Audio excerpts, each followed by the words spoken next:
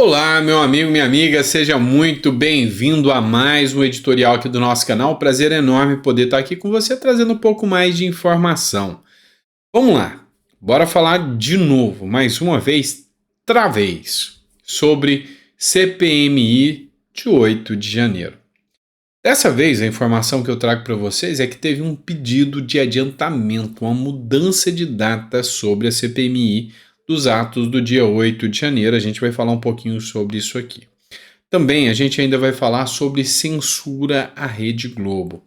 Houve uma revolta muito grande por parte de alguns integrantes da Globo dizendo que foram censurados. E o caso é um tanto quanto até grave. A gente vai mencionar isso aqui para vocês. Também vamos falar do Marcel Van Hatten, ainda discutindo sobre a questão da CPMI do abuso de autoridade ou CPMI da Lava Toga. Nós vamos falar um pouquinho mais sobre isso e como o Partido Novo vem intentando e levantando a sua voz contra os mandos e desmandos do Judiciário. Tudo isso é pauta do nosso editorial. Seja muito bem-vindo, é sempre um prazer estar aqui com você. Sou o Dr. Sandro Gonçalves. Você já sabe o resto, eu acho que eu não preciso nem contar que eu sou advogado, jurista, filósofo, político e estou aqui como um curioso sobre o que acontece no nosso Brasil, porque assim, não dá para saber o que vai acontecer. A gente não passa de mero espectador disso aqui. Afinal, o povo, que deveria ser o protagonista, é só coadjuvante, a gente não é nem consultado sobre o que acontece. Então, a única coisa que nós podemos dizer é que somos curiosos, porque se a gente não tem força para interferir no processo legislativo, a gente não tem força para interferir no processo de decisão do país, se a gente não tem nem capacidade para escolher os nossos governantes, porque os que a gente escolhe, eles derrubam, fazer o quê, né? Bora falar de CPMI. Bora começar direto ao ponto aqui para não enrolar você nesse sabadão, afinal, sabadão é dia de descanso, né? Matéria da Gazeta do Povo. Pessoal, para quem não conhece, eu conheço pessoalmente e tenho um respeito ímpar pelo senador Esperidião Amin, respeito pela sua sabedoria, respeito pela sua educação, respeito pelo trabalho que ele faz, ele e a Ângela Amin, que já fizeram live conosco aqui no canal. Pessoal, excelente. Apoiado pelo regimento do Senado, o Esperidião Amin convocou a abertura dos trabalhos da CPMI para terça-feira. Você deve estar sabendo que a CPMI já está programada para quinta-feira. Só que ainda na sexta da semana passada, o Esperidião Amin, usando o regimento interno, solicitou a convocação da CPI para o dia 24, ou seja, para o dia, 23, terça-feira. Na condição de parlamentar mais idoso da Comissão Parlamentar Mista de Inquérito, que vai investigar os atos de vandalismo de 8 de janeiro, o senador Esperidião Amin convocou a primeira sessão do colegiado já para a próxima terça-feira, às 14 horas. Amin tem 75 anos. Afirmou que, na última quarta-feira, foi atingido o número regimental mínimo para abertura dos trabalhos, metade mais um dos seus 32 integrantes. Ou seja, a partir do momento que é feito o quórum com a maioria simples, metade mais um, já está apto a iniciar os trabalhos. E é isso que ele argumentou. Ele baseou o seu pedido no artigo 88, parágrafo único do regimento interno do Senado para avocar a condição de presidir a instrução inaugural da comissão para conduzir a eleição do presidente definitivo e do relator. Então vamos lá, vou explicar para vocês.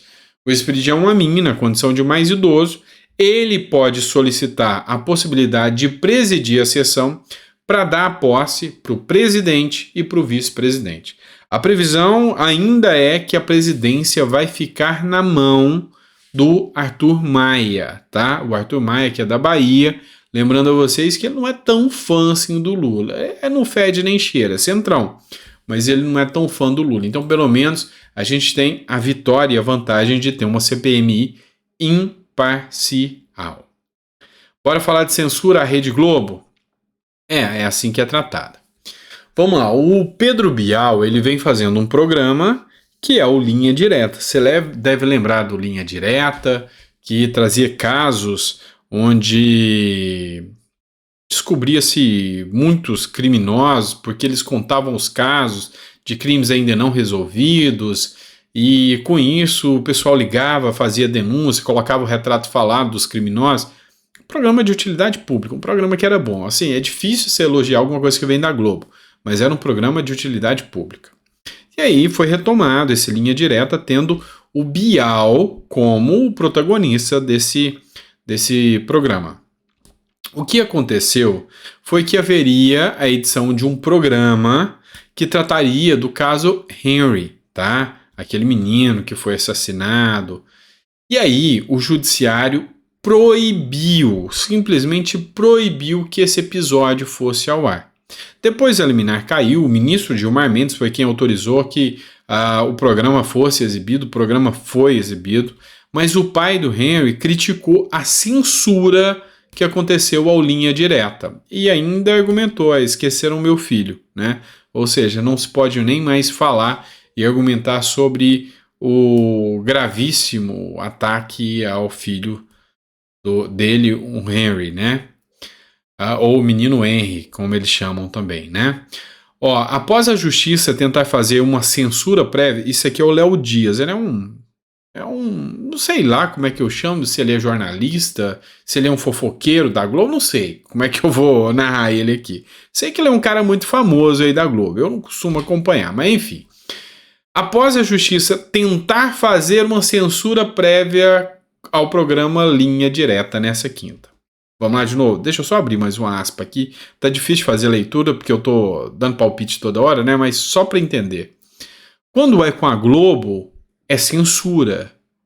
Quando é com a Jovem Pan, é caçar fascista. Vocês viram a diferença aqui? Deu para perceber a diferença? Quando é com a Globo, é censura. Agora, se for a Jovem Pan, se for qualquer outro jornal, ou Revista Oeste, qualquer jornal que não é alinhada ideologicamente à patotinha, aí é democracia sendo exercida, é caçando os fascistas. Só para deixar claro isso aqui, tá? Então, depois da tentativa de censura que teve como tema central o assassinato do menino Henry Borel, ocorrido em 2021, o pai da criança, Leniel Borel, foi ao encontro da Patrícia Poeta, na manhã dessa sexta-feira, e criticou a censura. E aqui manda-se ler a matéria completa. Então, assim, o que eu gostei? No final das contas, eu gostei. Porque eles acham que eles são intocáveis. Tem uma turma de humorista aí que ficou fazendo graça. Vamos fazer um L, vamos fazer o L. Agora já sentiu pegar o Léo Dias e sabe que se abrir o precedente para o Léo Dias, vai pegar eles também. E aí já estão começando a acender a luz vermelha. Minha resposta para essa galera humorista que agora falou, não, vota nulo, né? Danilo Gentili, dentre outros. Vota nulo. Não, Bolsonaro é muito ruim. Agora está aí choramingando a tentativa de censura do Lula, do governo Lula. O que eu posso dizer para vocês? Parabéns. Antes tarde do que nunca. Vocês estão começando a se tocar. Vocês estão começando a ver o que está acontecendo. Antes tarde do que nunca. O pior erro é aquele que você permanece nele. Então, parabéns, tá? Vocês têm que enxergar que o Brasil é muito mais do que uma questão ideológica, uma questão política entre A ou a B. É a questão da liberdade, é a questão do Brasil ir para frente. Então, parabéns. Junte-se a nós que estamos debatendo, combatendo os desmandos que estão acontecendo no nosso Brasil. Bora de nova matéria? Vamos lá. Olha só, essa matéria aqui foi postada pelo Carlos Jordi. O amor venceu e o emprego perdeu. Lembrando que o presidente Bolsonaro entregou o país com a menor taxa de desemprego desde 2015.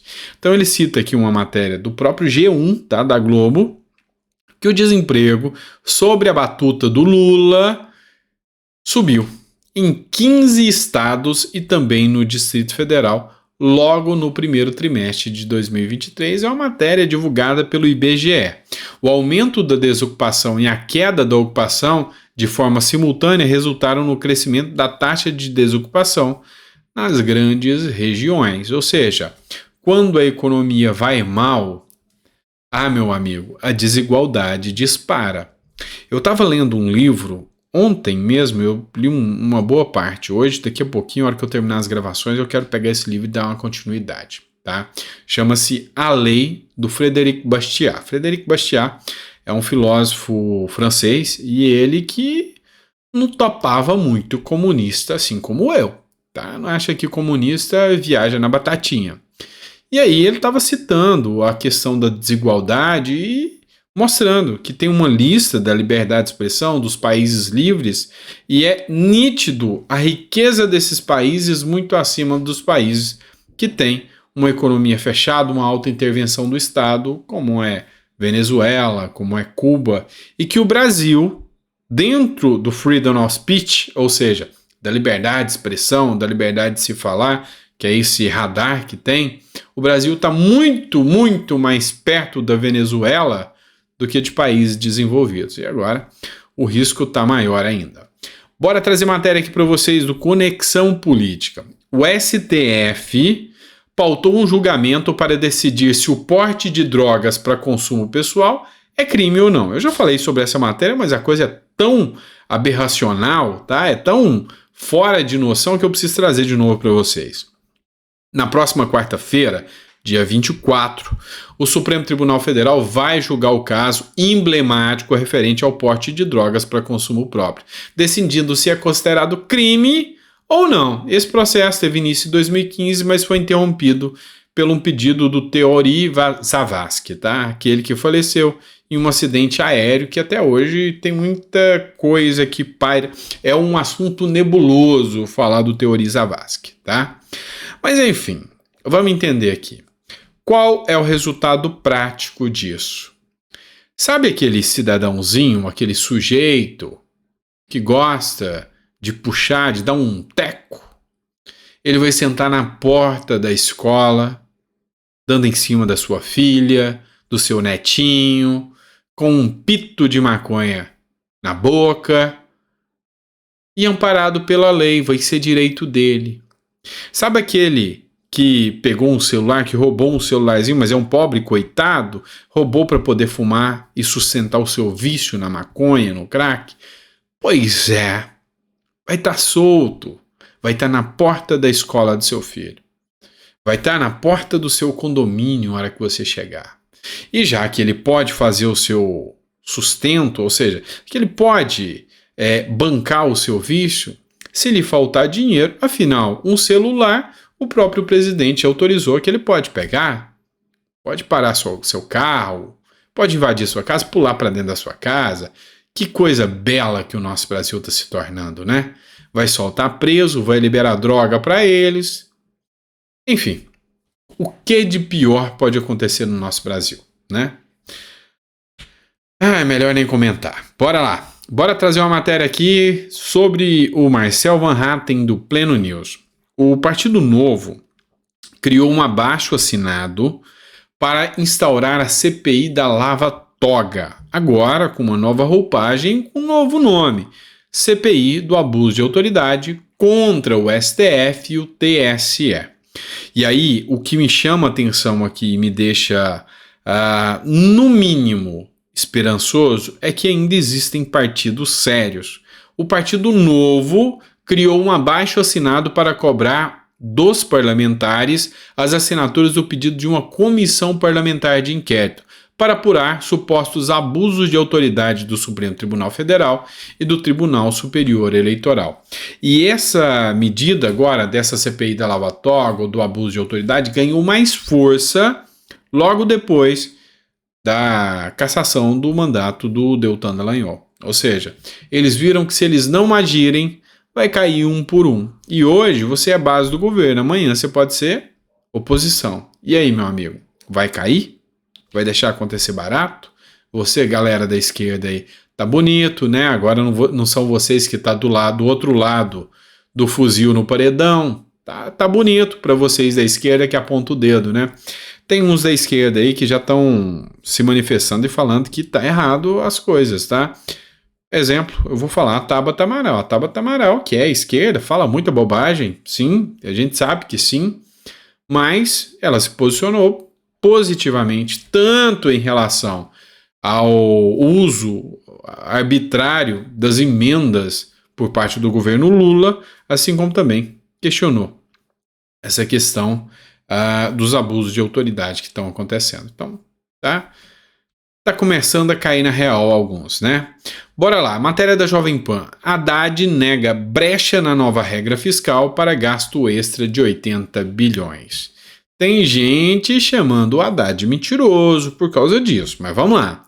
Durante a coletiva de imprensa realizada em São Paulo, na quinta-feira, o ministro da Fazenda, Fernando Haddad, negou que as alterações feitas nas regras do novo arcabouço fiscal que constam do relatório do deputado Cláudio Cajado possam dar brechas para gastos extras de 80 bilhões em 2024. Enfim, economistas sérios levantaram esse ponto aí que vai ter 80 bilhões a mais de gasto. O Haddad tenta rebater isso aí, mas, cara, cá entre nós, acreditar que o Haddad está fazendo um bom trabalho é, no mínimo, inocência, tá? Tá mais perdido do que bala em boca de banguela, tá? O negócio tá difícil, tá complicado. E assim, a gente precisa ter uma visão mais ampla da economia, porque é aqui que o bicho pega pra gente. Esse calabouço fiscal é tão ruim em certos pontos que ele, inclusive, e aqui está uma aberração sem precedentes, tá? A gente tem que falar sobre isso. Ele, inclusive, tirou dentro da lei de responsabilidade fiscal punição ao presidente que gastar além do teto, ou seja, que gastar mais do que deve. É isso que fez com que o Brasil, de Temer até aqui, saísse do atoleiro que a gente pegou com a Dilma. Você lembra para onde a gente estava indo?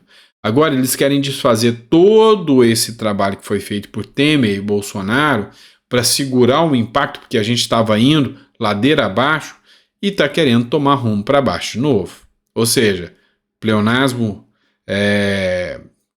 voluntário aqui, mas vamos descer para baixo, tá? E assim, reforce que descer é para baixo, é porque é para baixo mesmo, lá pro fundo do poço. E a gente tem que abrir os olhos com isso, tá bom? Obrigado por ter ficado em mais um editorial, sempre um prazer estar aqui com você. Desculpa, demorou um pouco, né? 17 minutos, mas é porque são muitos pontos, muitas pautas importantes, tá ok? Muito obrigado, fica com Deus e tem mais, tá? Daqui a pouquinho a gente volta pro último editorial de hoje. Abraço. E domingão eu tô aí também.